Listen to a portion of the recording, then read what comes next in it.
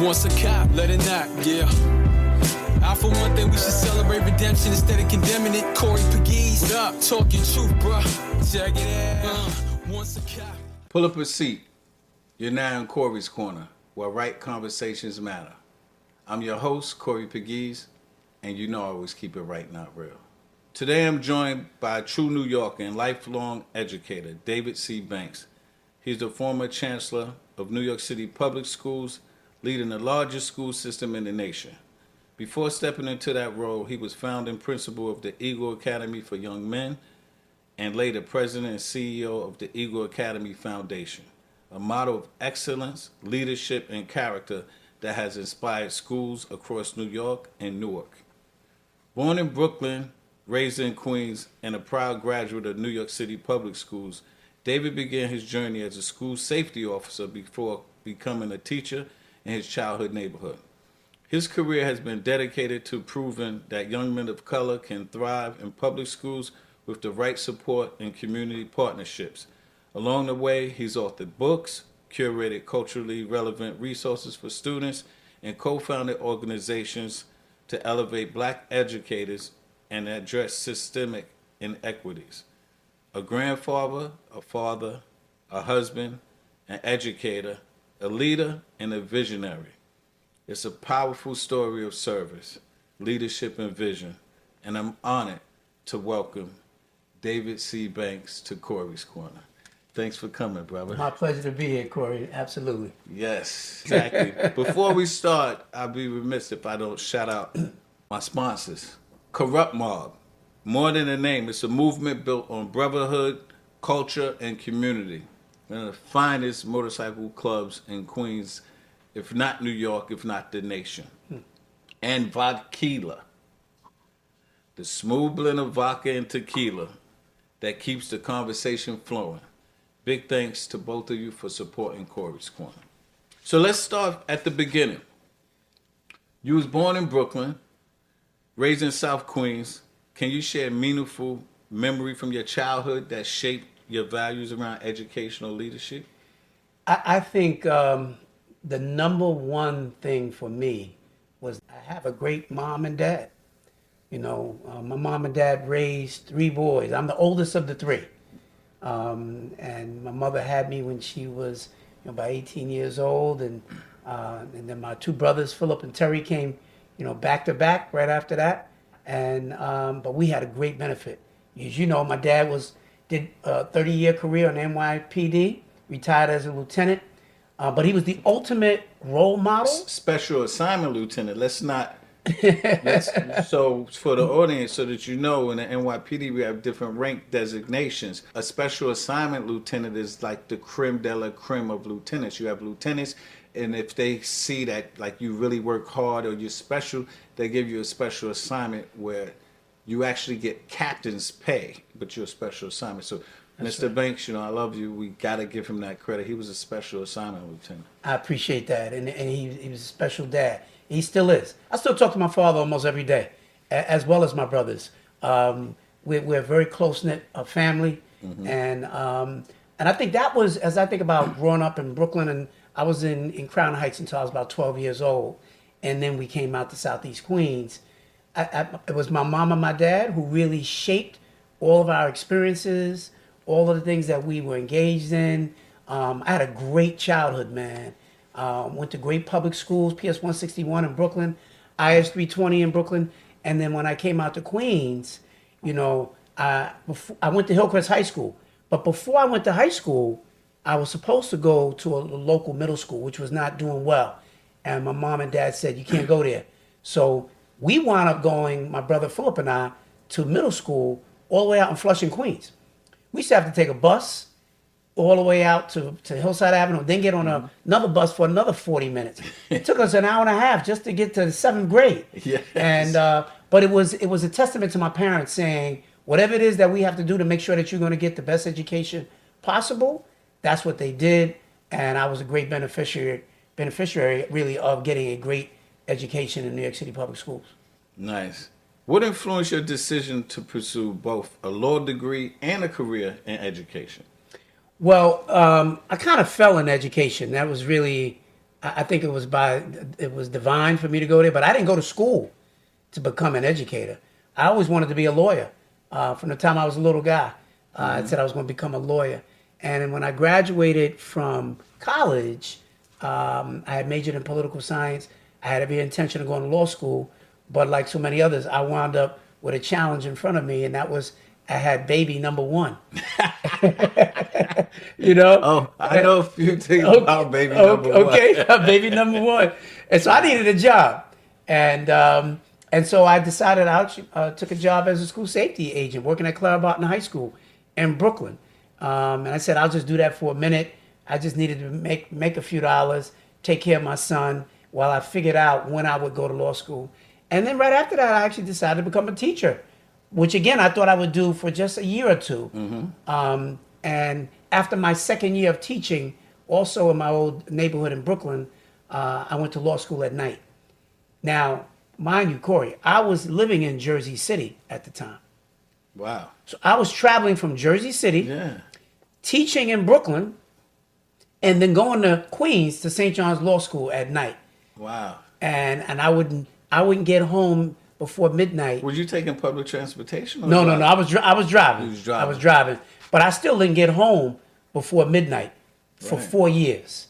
And so just trying to stay true to that dream that I said I had, which was to become a lawyer, which I ultimately became. I wound up leaving education, never thinking that I was coming back. I worked for the New York City Law Department. I worked for the State Attorney General's office. And I thought that, pursuing a legal career was going to be my future. But again, as I believe in divine intervention, and God said, I got something else in mind for you.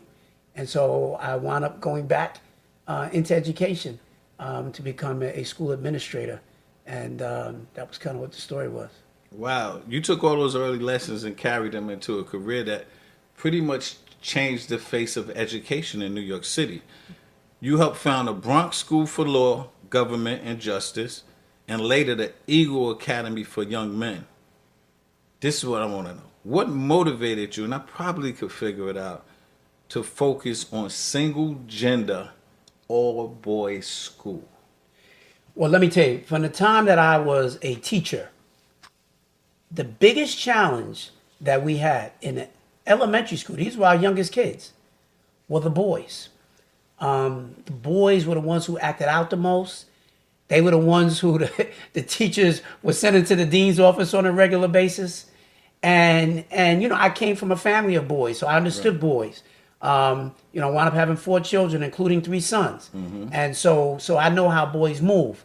And what I realized for so many of the boys, the reason that they were acting out, Corey, because they didn't have a father at home. I mean, one after another, that was the common denominator.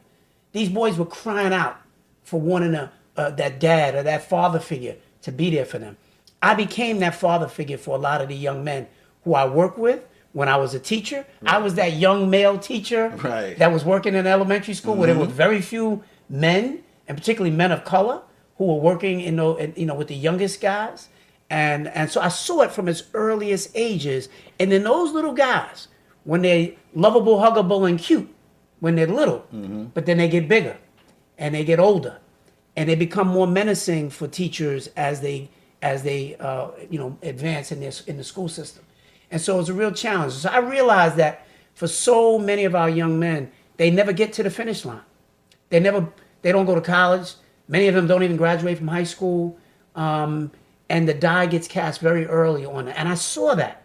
And that was really one of the motivations that, together with my organization, 100 Black Men, we decided, we needed to do more than just talk about it, but we needed to be about it. And that was the reason why we came up with this idea to create an all-boys public high school.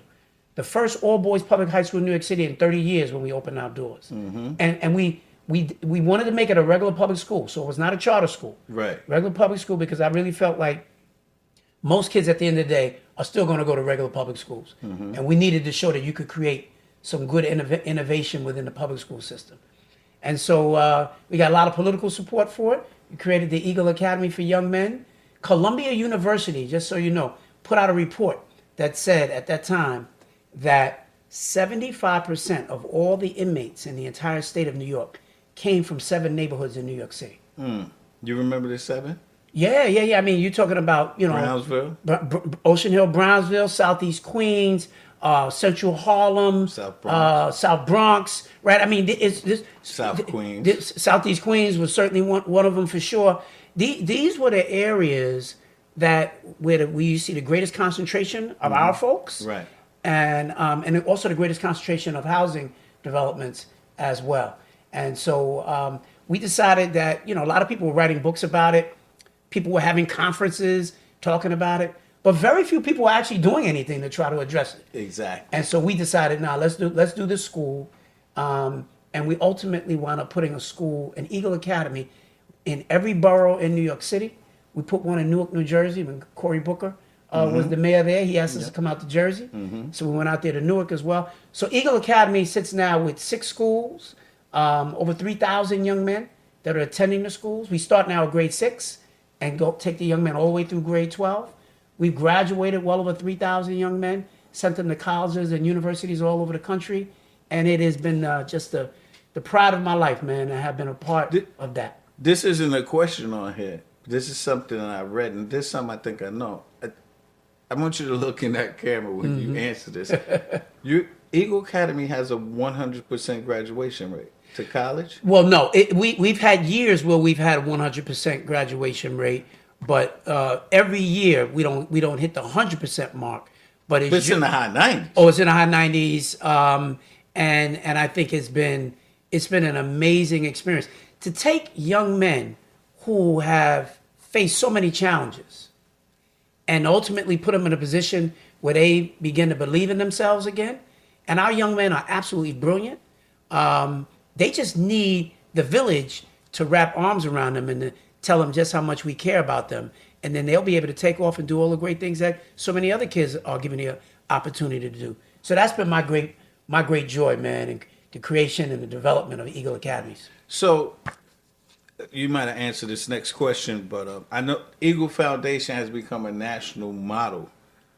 What achievements are you most proudest of for the Eagle Academy? Well, we wound up, there were schools that were, and people that were visiting us from all over the country who were inspired, first of all, by what we were doing. And also, they wanted to find out legally, can we do an all-boys school? Because a lot of people thought that it was illegal to do it. Right. And but we got a lot of political support. Hillary Clinton, when she was a senator in New York, she got behind it, and she helped to propose legislation that allowed for the proliferation of single-gender schools to happen. There are a number of single-gender girls' schools that were around even before the boys' schools. So we made it happen. I think the thing I'm most proud of is the young men who I see all over the city who reach out, who are just telling me about the amazing things that they're doing in their lives. These are young men who many of them would have never gotten to where they are today had it not been for the love and the support and the system that we put in for them at Eagle. We have more male teachers in our schools than almost any of these other schools have, because you need these men to understand, how young men work. Let me give you one example. There was one day I was the principal, and at the end of the day, kids are leaving to go home, and I saw one of the young men run by, and 2 seconds later, another young man ran by. I said, "Oh, I think it's gonna be a fight or something." Right. I got up, I went out in the hallway, and these two guys are on the floor like in a death grip with each other. Right. And I got to raise my voice. What are y'all doing? Right. And they looked up at me. It was like a Kodak moment. They were like, "What? We just playing." and so I just got to give them a little like, "Hey fellas, stop the fools and y'all go home." Exactly. And that was the end of it. There were a lot of schools. They would have been suspended. Yes. Parents would have been coming up. And you just got to understand the energy of boys. Boys like the rough house. Exactly. They do all of those things. And you got to know how to give them a little bit of space just to be boys. But you also have to give them the exposure to the great opportunities that await them if they stay the course. And that's what we do at Eagle.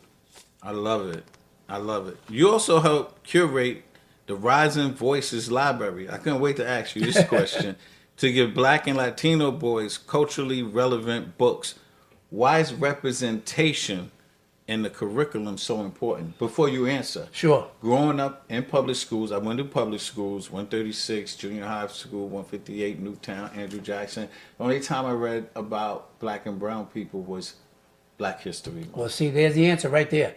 You know, I worked with Scholastic, right? Scholastic has been around for a long time, and I worked with their team, and we curated a book collection of books that would be appealing to young men of color. Right. And some of the most beautiful books, man, that you'll ever see. Stories about young men getting their first haircut at the barbershop, right? And understanding how the barbershop is so important in our community for men, if you will, right? Women go to the beauty salon, and the brothers are going to the barbershop. But we have hundreds of books that are part of this collection, and they've been selling this collection all over the nation.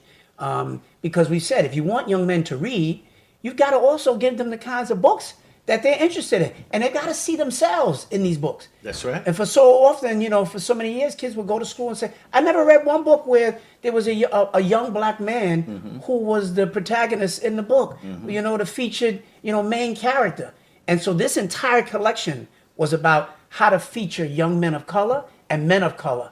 And because you have to inspire young people.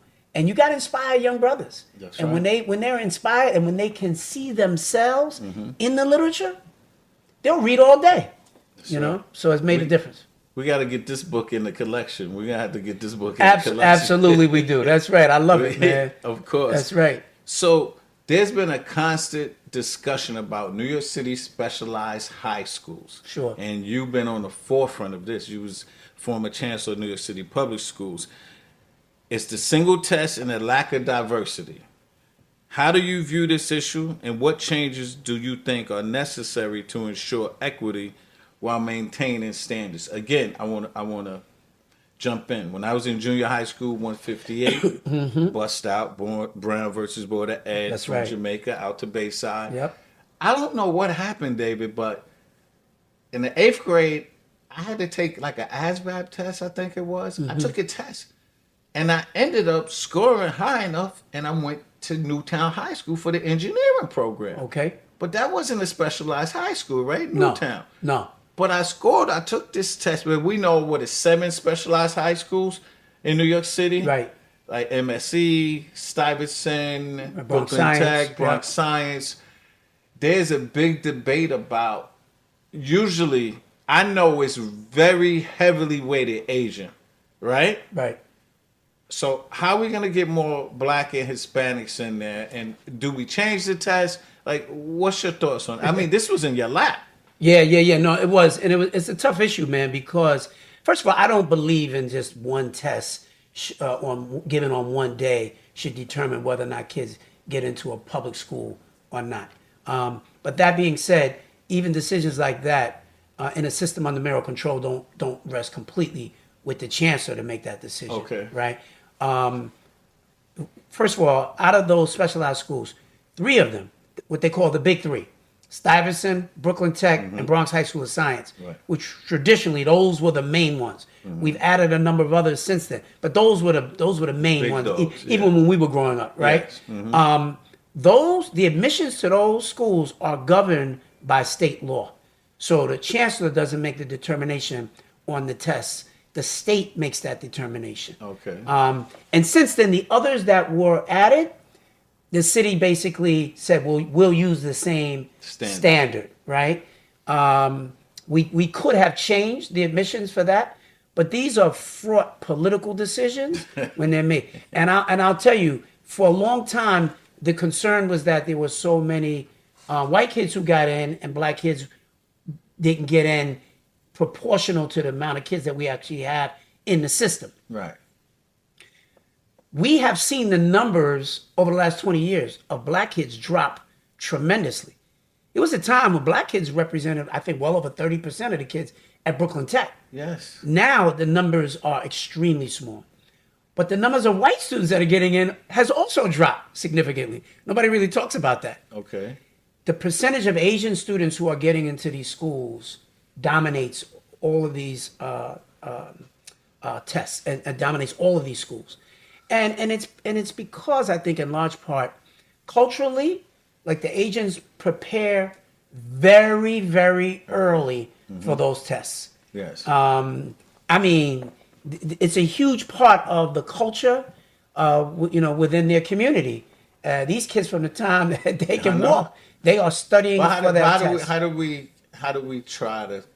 What do you think? How can we fix it to get more representation of minorities? It's a huge political thing that would have to happen, in my opinion. I think the admissions criteria needs to change, but that is a political decision that is made. You heard Zoran Mamdani, who many people believe is going to be the next mayor, Right. over the years say that that test should be changed. Now that he's very close to becoming mayor, he's changed his position. Right? Yes. And that's most of the people who are in that position do, and that's because of the politics of becoming mayor. It's very political. It's very, very political. So what we did was, while I was chancellor, was to say that, listen, you can still have a great school experience without necessarily going to one of the specialized high schools. There are lots of great schools. In fact, we have a number of our schools which send more kids to the Ivy League than the specialized schools even do. And we've created many more schools since I became chancellor. Some of them opened up just this year after I left. One of them is we put right out here in Queens, is the HBCU school, Yes. which is partnering with Delaware State University. Really thrilled about that. We opened up another school that's connected. I'm mad at you. What? I just dropped my granddaughter off for freshman year at DSU. Last year, she could have got credits. Right. Now she's in there now. She started from scratch. That's right. And that's it, man. That's a great thing. And people Talk will be- about that really quick. What Yeah. you did with that. The HBCU school, in partnership with Delaware State, is going to create a great opportunity. All these kids who graduate are going to have a guaranteed seat. They're going to have great financial packages. People are going to be knocking the doors down to get into that school. Dr. Asia Johnson, just educator extraordinaire. She's leading that effort there. In many ways, this was her vision. And so we were thrilled to support it and to see it happen. And there are so many other schools. We're opening one with Northwell Health, where all the students who are coming out of that school are going to be guaranteed positions to go to work at Northwell Health. Many of them are going to have their college experiences paid for. I mean, so you have like the leading healthcare company in the whole state of New York. Yes. That's thrown all of its weight and its resources behind this school. Again, kids are going to be, and families are going to be knocking down the doors to try to get into that school, because that's going to be a direct path to employment and to real opportunity. And we opened up a number of other schools like that as well that you'll be hearing more about. And so that's the message we were trying to send was, you don't have to just go to Brooklyn Tech or Stuyvesant Right. to have a great future. Right. There are lots of great schools around the city of New York. They don't get as much publicity, but New York has a lot of great schools, which if you go to those schools, you're going to be on a great path to the future. You also co-founded Black Ed Influencers United. What role do Black educators play in transforming schools? I spent a lot of time working with a number of folks like Crystal Bonds and Janelle Rock and George Patterson and so many other folks My man who George. helped to put Black Edfluencers, which we refer to as BU, Right. and together. And that work is led by Dr. Shango Blake. Shango, my who- man. These guys, I mean, when I tell you they put blood, sweat, and tears behind creating this organization, because we recognize that, again, Black educators have to play a major role in the success of our school system. And their voices have got to be heard. And we got to work together to support one another in this work as well. And so under Dr. Blake's leadership, the organization is going to new heights. We had not had an organization for Black educators like that. There are a couple other groups, but they're very small. But BU is one that is growing by leaps and bounds. And I'm really happy to have been one of the founders of it. And really just be a continued sponsor of it and supporter. Yes. Now, you're not just local or national. You're an international leader in education. I was telling you before we started this interview, when I think of high-level educators in the United States, I think of Jeff Canada, I think of Rudy Crew, Dr. Rudy Crew. and I think of you on that international level. Forget the local and national level. Now, we know you've worked with global coalitions for boys of color. How do New York City challenges connect with what's happening nationally and internationally for young? Yeah, let me boys tell you of color? something. So first of all, you know, folks like Jeff Canada and Dr. Rudy Crew are dear friends of mine. I stay in touch with them on a regular basis as well. They've been around a long time, and they've been through a lot of the experiences that I've had as well. And so I appreciate their leadership and what they have done over the years.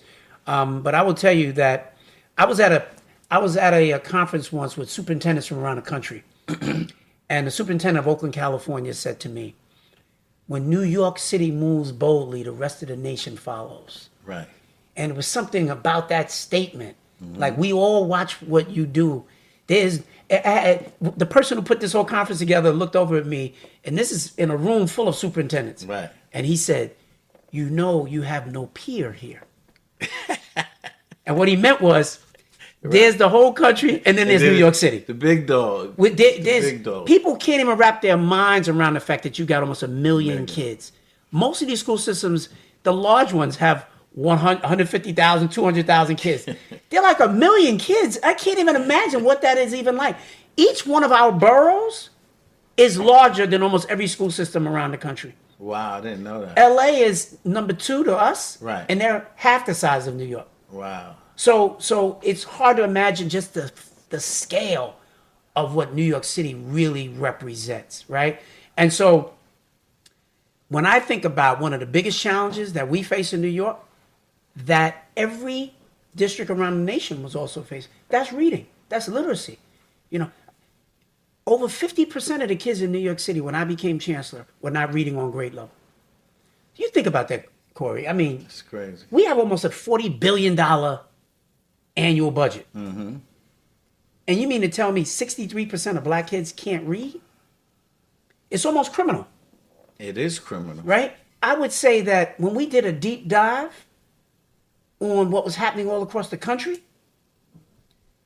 the numbers were absolutely astounding.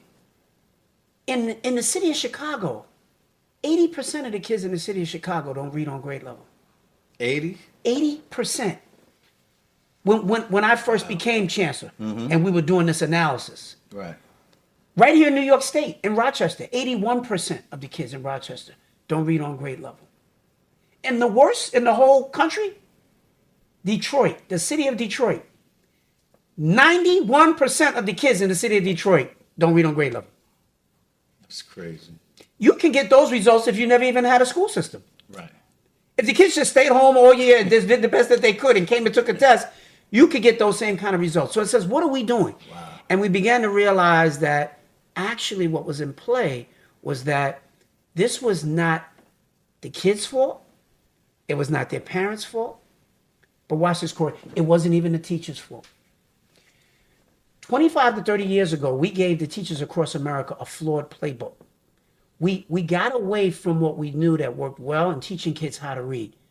Many of us remembered it as phonics. I mean, you learn the basic fundamentals around how to read. No matter what neighborhood, you could be in a poor neighborhood, you still learn how to read.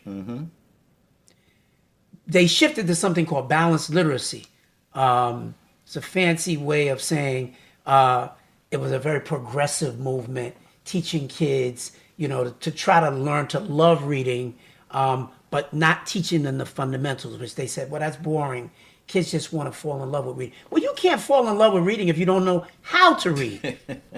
And we watched these results happen all over the nation. And so we decided that would be our North Star. We're going to focus on how to dismantle a failed system. And we retrain all the teachers across the city at the earliest grades on how to really teach the kids how to read. And it's called the science of reading. So phonics is the core of it, but it's got several other components to it as well. But really, it's just a throwback to the basics and the ways in which many of us learned how to read back in the day. And we turned the whole New York City school system on its head. And it's the best thing that we could have done.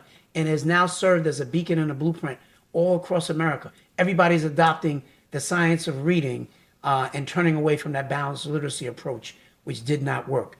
And again, it's an example that when you lead boldly in New York City, the whole nation will follow. So it's something I'm very proud of. Just recently, they got the reports of the state scores that came out. And those are your scores. Well, my scores. Let's be clear. Those are your scores. I'm very clear. Those are David Banks scores. Let's be clear. Because you know the media start manipulating. I know. And I know you love Melissa, but they're not Melissa. These not your scores. Well, Melissa was my chief of staff. She was your chief of staff. And she was one of our deputies. Right. And she's whip smart. Yes. And a great chancellor. And she's continuing the work that was already laid out. So and the scores improved. Went up over 12 points in reading in many areas with black and brown kids. Mm-hmm. The scores increased, the biggest in the toughest neighborhoods in New York City. Wow. Come on, man. And we were laying this blueprint from 3K and pre-K. Mm-hmm. We got kids now coming into kindergarten already reading. And so I'm feeling really great. The future, I'm telling you, whoever becomes mayor, whoever the chancellor is, as long as they don't throw it out and they stay the course, we have laid out a blueprint for success for New York City kids that a lot of the charter schools, this is what they were doing. It's one of the reasons why a lot of them were being so successful. And now we're doing that as well. If we stay the course on that, the best is absolutely yet to come. Wow. That's good stuff. So now we're going to go into a segment on Corey's Corner called Spitfire. All right. I'm going to ask you some questions, 10 to 11 questions. Rapid fire. I need one word answers or yes or no. Okay? Yep. It's a fun thing. You ready? Let's go. Let's do it. Brooklyn or Queens? Rapid. I'm gonna take Brooklyn. Born in Brooklyn. I gotta go where I was born. So Brooklyn is what shaped me. Okay. First job that taught you real discipline. I'd say when I was a school safety agent. Yeah. Okay. One word to describe the future of education. Hopeful. A book you read that changed your life. Sounder. For me, which they made a movie as well with Cicely Tyson. Remember that back in the day? Oh yeah. For me, it was an autobiography of Malcolm X. Yeah. Students today, more creative or more distracted? Oh, clearly more distracted. I already knew that answer. One word to describe your time as chancellor. Phenomenal. Is public education fixable? Absolutely. Strongest influence in your life, family or mentors? My father, Phil Banks Jr. Not even close. If you weren't in education, one word, what career? Law. Where would you say you were a stronger leader, principal or chancellor? Chancellor. Oh, I thought you was gonna say principal. Well, listen, man, that's a tough question. And I think I was a strong leader in both places. I could make the case for principal as well. And the reason I could make the case for principal was because I had a lot less other influences. Exactly. That's why I thought you was gonna say principal. Last question: public school or charter school? Oh, public schools. My whole career has been dedicated to public schools, and charters are public schools as well, but it's a little different. So I'm a champion for public schools. Thank you for participating in the Spitfire round. You face challenges and triumphs, and leadership always comes with lessons. I'm gonna just go off base a little bit. That reminds me, for my listeners who want to dive deeper into realities of policing, leadership, and community, I share my own journey in my book, Once a Cop. And for people that's visual, the book was adapted into a feature documentary called A Cops and Robbers Story, and you can stream it on Hulu and Apple TV. Both take you behind the headlines. Go check them out. Let's take a word from our sponsors. This is not your average vodka. This is vodka. A decade of cultured excellence. The best of both worlds. The true taste of victory. A delicious dyad spirit. The world's finest blend of vodka and tequila. Vodquila, the perfect blend. From rooftop parties to quiet moments with friends, Vodquila brings the flavor, the fire, and the unforgettable. So pour it, share it, live it. Vodquila. Visit vodquila.net and order yours today. I'm Assemblymember Latrice Monique Walker, and you're listening to Corey's Corner, where he always keeps it right, not real. Now let's get back to the conversation. You became chancellor in 2022. What were your top priorities for leading the largest school system in the country? Number one was NYC Reads, literacy, making sure that our kids could read on grade level, certainly no later than the third grade. That was number one. And number two was the work that we did around pathways, putting all of our young people in a position where they understood the purpose of school. We want them to be successful when they graduate. We want them to be able to take advantage of career opportunities. And I think we did a great job of giving kids apprenticeship opportunities, internship opportunities, what we call career-connected learning. You know, kids would always ask when they were bored in school, why are we doing this? Right. And so I think we did a great job of helping to answer that question, because once kids know why you want them to work so hard in school, and that's clear, they will do the work. You know, you think about it, when we played sports back in the day, right? You would do those suicides, you would do those laps, you did the work because you were very clear. We trying to win the chip. Exactly. We trying to win this game. But in school, kids are not clear about why they are going from one grade to the next. Why do we do what we do? And we don't do a good job in our schools of really answering that question. So that's something I'm very proud of, that career pathways work. Altogether, between the literacy and the opportunities of pathways, I refer to it as bright starts and bold futures.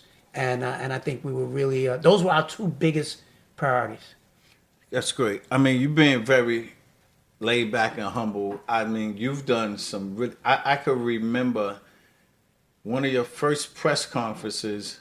You reached out to me, you reached out to a bunch of brothers and sisters around the country, and you were starting something that has never been done around the country, something called Project Pivot. That's right. And I remember being at Martin Van Buren High School, standing behind you, and there was a whole bunch of TV cameras, and you was announcing this big initiative. This isn't even on my cards, but it just came to mind. Can you just sprinkle a little information about Project Pivot? Because it's something that no one's doing. You brought this to New York City. I appreciate that, Corey. You know, Project Pivot really was about getting the village, you know, getting our folks from our community into the game, to help with safety, keeping our kids safe, keeping them off the streets, being mentors, providing all kinds of opportunities for our kids. And, you know, we got a lot of folks all across New York City who have been doing that stuff. Many of them have been voluntarily doing it, and they weren't getting paid to do it. And many of them were trying to, you know, become vendors in the system, and the system would shut them down at every turn. And so we made sure that we created those opportunities, man, and we put significant dollars out there so Project Pivot was really about invoking the village and getting brothers and sisters who have so many skills and talents who can help the kids in their own community. We put them in the game. And they adopted different schools all across the city. And man, I tell you, it has had tremendous impact. It has helped to reduce levels of violence. Number one, a greater level of engagement. These are folks who help to answer that question for kids. Why do the kids need to stay focused and be in school? And, you know, sometimes your teacher might not be able to answer it well for you, but you have a community-based organizations of brothers and sisters who've been out here for a long time. They serve as big brothers and big sisters to these kids. Many of them know the same kids who go to the local school. Right. And so we said, we want to fund you to be able to help provide those opportunities and to support our kids. And that's really what it was. And so it's thriving. I'm thrilled about the work that it is that's still going on. And I'm glad that you brought it up. And shout out to my brother, Aaron Barnett. That's my man. That's, you know, you put him in charge of that program. Aaron Barnett is a New York City hero. He really is. Yes. Because Aaron was with me at Eagle Academy. Yes. And he helped to support all the Eagle Academies. These young men who are now grown men, they look to Aaron as their ultimate big brother. That's right. And he's taking that same energy and vision to Project Pivot, and he's leaning in, and I'm telling you, it is exciting to see. Yes. Something big just happened in New York State. The mayor rolled out early this week. I watched Twitter the first day of school. They had a big press conference. You know, all around the country, everybody having a press conference. But you proposed, while Chancellor, a citywide classroom cell phone ban. You was way ahead of this. But Mayor Eric Adams delayed moving forward. Can you walk us through why you suggested it, when you raised it, and how you viewed the mayor's decision? So I would tell you that you're right. I was way ahead of the curve on this. I studied this issue from way back. But more importantly, what I did was I was going around to schools and I'm talking to principals. I'm speaking with students, teachers, parents, families. And it became very clear to me that we needed to put a policy in place that would ban the cell phones during the school day. And there were a host of our schools that were already doing it. I remember going to a school in Brooklyn, a building that had several schools in it. And all the schools in that building had already made a decision and had banned the cell phones. And I asked the kids how that experience has been for them. And they said it was the best thing ever. I said, really? I said, so if I ban the cell phones across the city, don't you think the kids around the city are going to be really upset with me? They said, sure. Right. For about 2 weeks. They said that's what happened with us. We were so upset that we didn't have our phones. But after 2 weeks, everything settled into a new norm. And it was the best thing ever. The kids were jumping over each other to like weigh in and tell me what was going on. One girl said, we actually talk to each other again now. Uh-huh. She said, we used to be in the cafeteria. We're not even used to talking to each other. We just text each other, even when this person is right next to us, right? From a safety standpoint, we found that, you know, while we were doing well with reducing incidents in schools, but there would be a major fight right up the block from the school, right around the corner. And you know how you were able to put all that together? The cell phones. Folks would text kids from other schools. Right. You know, the throwdown is going to happen around the corner, and kids would come from other schools for the major fight, and kids are getting hurt and slashed and all kinds of things, all because you had that tool of that phone to communicate all that nonsense. We found out about kids who were suffering from depression because they were being bullied, cyber bullied by other kids. You know, I love our kids; they're beautiful, right? But kids can be very cruel also. And so the way that they can treat each other. And then just being in class, not paying attention in class, and just, you know, like just being so addicted to the phone and you're looking for your phone at all times. So for all the reasons around mental health support, safety, academic performance, all of it, it checked every box, said, oh yeah, we need to ban these phones. I spoke to a guy Jonathan Haidt, he's a journalist. He wrote the seminal book on this around what these phones and technology is doing to America. Right. But his whole focus on schools his suggestion was, you've got to take the phones. And one of the girls told me when I spoke to them, she said, we are addicted to these phones, just like a drug addict is addicted to drugs. And we know it, but we need help. Even so why didn't you roll it out? I had every intention of rolling that out. Spoke to all the principals and superintendents, and brought it to the mayor. Had a bow ready to tie on it, and the mayor said no, he wasn't ready to do it. Didn't really offer up any real explanation behind it. I got a call from the governor's office. The governor's office said, "We see what you're doing on this. We believe in it. We want you to go first, and then we're gonna have the whole rest of the state follow behind what you're doing in New York." It was an opportunity for us to lead. People were looking at us from all across the nation. The mayor, for whatever his reason, you'd have to ask him, decided he wasn't ready to do it. And so now, fast forward a year later, it's happening, but it's happening on the governor's watch, and the governor is the one who is driving it. And so it's really seen as her cell phone ban when it was an opportunity for us to lead on it. I'm just glad that it's happened now. Right. But if it were up to me, it would have happened at least a year before. So the mayor blew it. It was his opportunity to lead forward in the country, and because of his ego. I watched that press conference, and you know, it was pretty sad watching the press conference with the mayor of the city of New York getting frustrated because there were so many questions about cell phones. I mean, what the hell do you think they're going to ask you about on the first day you're banning cell phones? Right. Parents are worried about them. Kids are worrying about them.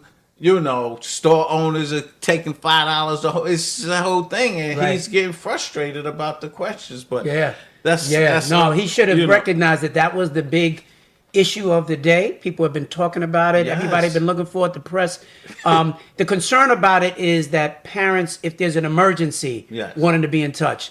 But there's a lot of research that says that if there's an emergency, you don't want all these kids to have cell phones. A lot of misinformation, kids being distracted, not following the attention and directives that are happening at the school level. Or parents saying, what if something happens, I need to be in touch? You call the school. That's what parents have always done, right? And I thought that the mayor at the end of that press conference, said, I don't give a damn about this cell phone stuff. Why aren't you asking me about other issues? Yeah. Well, so many of these other issues tie into the phones. The cell phone. Yeah. Exactly. And so, I can't explain his frustration, but I really felt as though I felt a little sad because, and frustrated myself, because we should have had that cell phone ban in place a year ago. Right. And I think we would have helped a lot of kids. And the decision not to do it was on him. It wasn't on me. You know where my heart is with you, and how I know you're one of the best educators in the country, if not the world. There was a sour taste in my mouth how you left New York City. I remember you doing a press conference saying you're going to step down at the end of the year. You recommended Melissa Ramos takes over. You're going to guide her. You'll stay for the next few months, smooth transition. And then a couple of days later, abruptly, you left. What happened? You have to ask the mayor. Again, I had the FBI came to my house, and you have to understand how deeply frustrating that is for somebody who's had a 40-year career, who has never been involved in any kind of mess. I don't do mess. Right. And we were told my wife and I, we weren't the subject of an investigation, but to have 5:30 in the morning, the day before the school year begins, and have the FBI show up at your house, it's not a pleasant experience, right? And after a while, you just realize, like, hey, man, maybe it's just time for me to bow out of here. I did the best that I could. I think we did some great work during my tenure as Chancellor, and I made a decision to go out on a high after 40 years. But I wanted to do a responsible transition. Right. And that's why I said you don't want to be here today and go on tomorrow. Right. I wanted to help set Melissa up for success. She had been a loyal employee to me and one of my top deputies, and I thought a good choice to continue to work. And then, after we did a major press conference, and I said that, I got a call from the mayor saying I'd like for you to leave sooner than later. Why? Don't know. Again, some of these are questions you got to ask the mayor. Right. And it was frustrating because I knew that folks were going to think that, and I did not want to look like, I'm not a man of my word. I said what I meant at the press conference. And so that's why even when that decision was made by the mayor, I put out my own statement. Yes, you did. Which said essentially that I wanted everybody to be very clear. This was not my decision to leave sooner than later. That's the mayor's decision. And if you want any answer to that, you got to ask him. So I'll leave it at that. It just leaves a sour taste in people's mouths because the bank name is Reverend in New York City government, from your father down to Terry. And all of these years and decades, especially you in the education space, to have to bow out like that and working for somebody who you've known for 30-something years, who I'm quite sure asked you to come on. You didn't call him and say, I want to be the chancellor. That's right. He asked you to come on, and for you to leave unceremoniously, it just was bad. Yeah. But Yeah. Let's move forward. Donald Trump, President Trump, has been talking about disbanding DOE federally. Right. What's your thoughts on that, and how would it affect local municipalities? Yeah. Listen, the president have been talking about that for a while. I don't think it's a good plan, and I don't think it was done with the best of intentions, really. Now, his rationale is that I want to give the resources and the supports to the states and let the states decide to do what they want to do, which on its face is fine to a certain degree. The downside of that is that left to their own devices, many of these states have a historical record of engaging in all kinds of acts of racial discrimination, right? Particularly against our folks. I think one of the most important offices and divisions within the Department of Education is the Office of Civil Rights, which has as its mandate to investigate issues of civil rights discrimination. And that's been completely wiped out. And none of us are really clear that all the funding that is supposed to go to the states will actually go to the states. In the best of all worlds, if it did, states can still, in fact, lead their schools and do what they need to do. Federal Department of Education, I think, was put in place in like 1980, so it hasn't been around forever. Right. But and most people don't even know who the Secretary of Education really is, because most of what we do in education is local. Right. It's driven by the local, district and the superintendent and the mayor, whatever, and the school boards in those towns. We have to wait and see how this is going to play out in terms of the dismantling of it.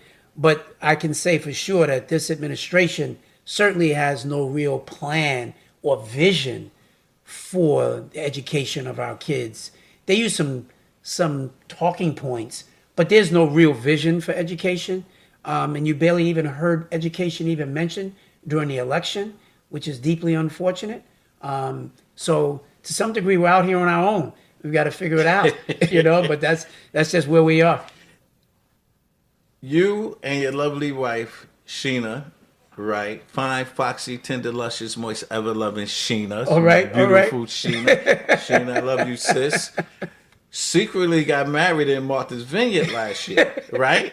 How in the world did y'all keep this secret? I can remember waking up one day in the newspaper saying, Chancellor Banks and Sheena Wright is getting married tomorrow. It was a false alarm. Y'all had everybody snooping around, and y'all ended up doing this, and under this whole federal cloud, you guys wasn't even involved in it at that time, but this whole administration was going crazy. Right. How did y'all end up doing this without nobody knowing?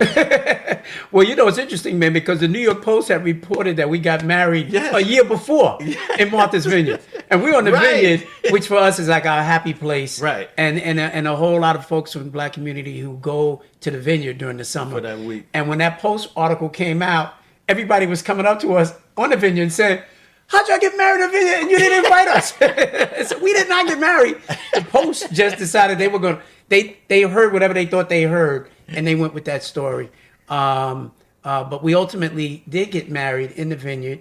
And we always were planning a private ceremony. And it was a beautiful, beautiful ceremony.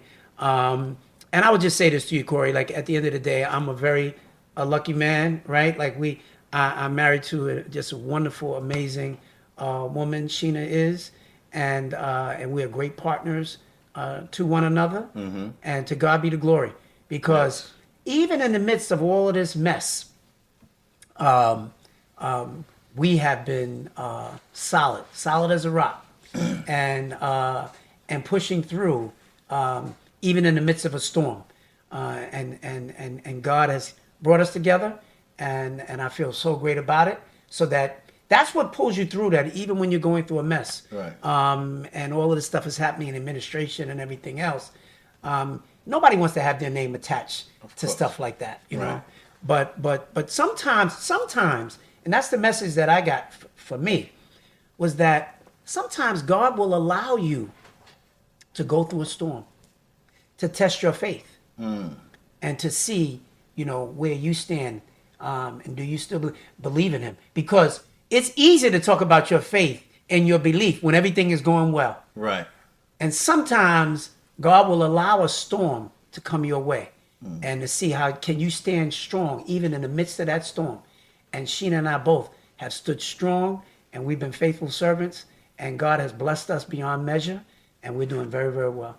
Well, please give my love to her. And let me just say to the people that's listening, I said how beautiful she is. Let me not take away her brain. She's very, very smart, well accomplished individual. I want to put that out there. Absolutely, so that people absolutely. understand and know she's a very astute educator, policymaker, and probably the most important assignment that Mayor Eric Adams made I agree. was choosing her. I agree, and I clearly I married up, and so and I'm not ashamed to say it. I feel really good about that, and I'm reminded of it on a daily basis.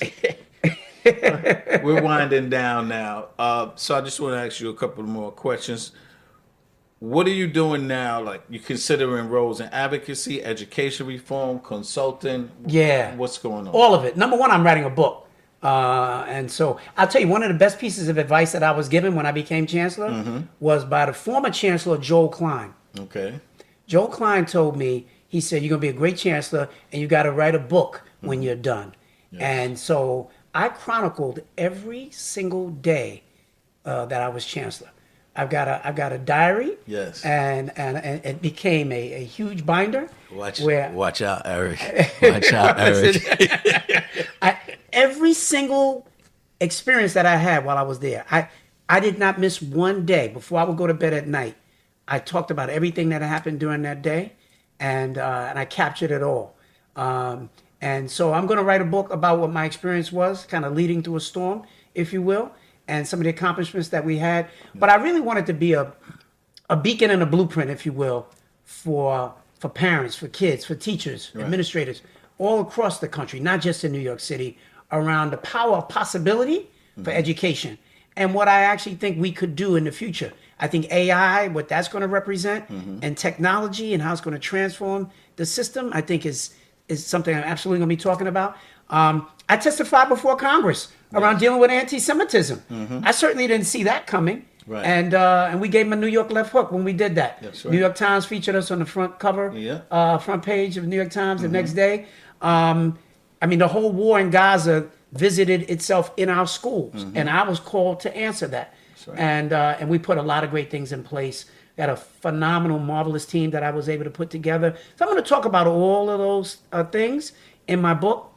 I'm consulting, helping a few other companies figure out and how to navigate the system across the country as well. Right. And I'm getting ready to serve on a couple of corporate boards, which I feel really excited about. Paid boards. These are paid boards. Exactly. Okay, I No did free board. I No did 40 free years. boards. I did 40 years of public service. Right. And so we're going to do a few other things now. I love and it. But I'm getting my rest, learning to play golf, which I've never played golf before because I man, was I always love so it. busy with all of this work. Phil Banks he's scared to play.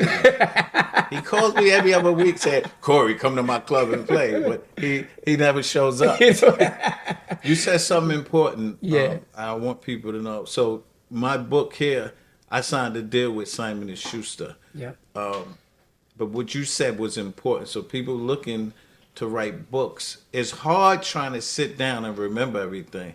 I'll show you a picture on my phone offline. I journaled for 20 years. People don't know. People think I walked into Simon & Schuster got a book deal. I came in with journals and the top 10 publishers in the world, Simon & Schuster, Random House, Doubleday, Judith Regan, they all bid on my book. See so that? I can imagine Yes. the numbers that's going to be going out with you, with your agent. But if you're looking to write a book and you're in, a job, you have to journal. Like I didn't journal every day. I didn't journal every week. But Sure. it was like stuff that bothered me or pissed me off. I wrote about it. Right. That's why every story in here is vetted. Yeah. People don't understand. And I can gather that's the same thing you're going to be doing. That's right. Well, my please come on Corey's Corner after you do all the big shows. Please come on Corey's Corner. I'll be here for sure, Please, man. when the book come Absolutely. out. And my book, first book, Soar, Soar. around working with young men, was also done by Simon Schuster. And so I'm very familiar with the process that you went through as well. Yes. And I'm looking forward to this next one that I'm getting ready to do. Oh, this one is going to be huge. Yeah, yeah. I can't wait to read it. If you have one message for students and teachers this school year, what would it be? I think that that in spite of all the mess that we see all around us internationally, in spite of some of the mess that we see politically in New York City around our leadership and everything else, is to know that never to give up on believing in yourself. Always believe in yourself. Don't ever give up on you. And when you do that, great things are still going to happen. This is still an amazing city. This is still an amazing nation. Going through some tough times right now. Mm-hmm. But sometimes, when you go through tough times, it causes you to dig deeper and to have greater faith. We need young people to be more engaged in this civic process. My dad used to tell me that there are three kinds of people in the world, Corey. There are people who make stuff happen. There are people who watch stuff happen. And there are people who wake up every day and go, hey, what just happened? Right? And so we need to develop young people in our schools who make stuff happen. Make it happen. But the only way you can make stuff happen is if you're paying attention and you know what's going on around you and you know how the levers of power actually activate to make things happen. And so civic engagement is critically important. Teachers should be using what's happening around them every day as learning material and teachable moments for young people. And so I hold out hope for great things to continue to happen, that young people, that the best is yet to come. Okay, last question. After decades of service, 4 decades, what do you hope will be the lasting legacy of your work?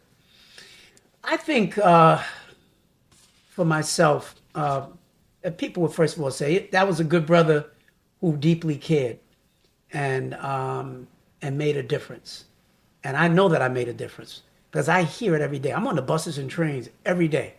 And folks come up to me all the time, whether they be young people or their parents or their family members, who they remember me back when I was a teacher or when I was an assistant principal. I was a principal for 11 years, affected thousands of lives, and then running the Eagle Foundation for over a decade, and then being the chancellor, which was the pinnacle of my career. I had a chance to really impact the lives of lots of folks. And you think about this, my dad would always tell me again, my dad was my ultimate mentor, that no matter how long we live, whether 80, 90, 100, whatever it is, it's still but a vapor in the grand scheme of things. Mm-hmm. And that when you're here, you want to do something that makes a difference in the lives of just the world and try to make a difference. And that's what I try to do. And so I hope that when my day is done, they'll say, good job. This is a brother who cared. He loved his people. He gave it his all, and he made a difference. And I'll be good with that. I'm pretty sure that your legacy is going to be etched in stone on the highest echelon of New York City public schools forever and ever. I want to ask you one more question. Yeah. What are you reading now? Because I know you like to read. What are you reading right now? That's right. In fact, that was one of the things that as we were trying to create NYC Reads, yes, I wanted to really make sure that people are saying, even when they greet each other, hey, how you doing? Right. And what are you reading? And so it's interesting. One of the books that I'm reading right now is a book that I've read before. I'm just kind of revisiting it. And it's called Why Should White Guys Have All the Fun? Right? And it's a phenomenal story about the great Reginald Lewis, who was one of the first black billionaires, and being in business. And that's an area, again, that I really want our community to be focused on, which is finances and business and developing a stronger business acumen and understanding that even these billion-dollar corporations, that should be the destiny for leadership for so many of our young people as well. None of this is above them. They can have all of this. And I want kids to understand that your whole world is not just the block that you live on. That this whole planet is really your workspace and the place for you to have an impact. So I want kids to travel the world. I want them to see the world. And I think a book like this about a guy like Reginald Lewis, who came from very humble beginnings, but went on to have one of the top corporate roles in the world, should be an inspiration for folks. So this is not a new book. It's been around for many years. Yes. But I often go back to books that I had read before and just kind of revisit it as well. And this is what I'm looking at now. Thank you. Listen, David, I'm not even going to read off the card. I love you, brother. I Same here, appreciate you and all that you stand for and what you have done from Brooklyn to the Chancellor's office, from founding schools, shaping policies, and through it all, you stayed committed to the community, you stayed committed to the students, and most of all, you stayed committed to yourself. And for that, I really applaud you. Thank you so much for coming on Corey's Corner. Thank you. You're a true friend, and I appreciate you coming on and sharing all of these nuggets. I appreciate you coming, Dave. I appreciate really you, brother, appreciate you. and for Thank you always so much. keeping it right, not real. Exactly. My man. Thank you. And for the listeners and the viewers, if you found value in this segment today, please subscribe, like, and share. And remember, keep grinding, keep pushing, and it's not about where you start. It's always about where you finish. I'm Corey Pegues, and I always keep it right, not real. Peace. Once a cop, let it knock, yeah. I for one thing we should celebrate redemption instead of condemning it. Corey Pegues, up, talking truth, bruh. Check it out. Once a cop.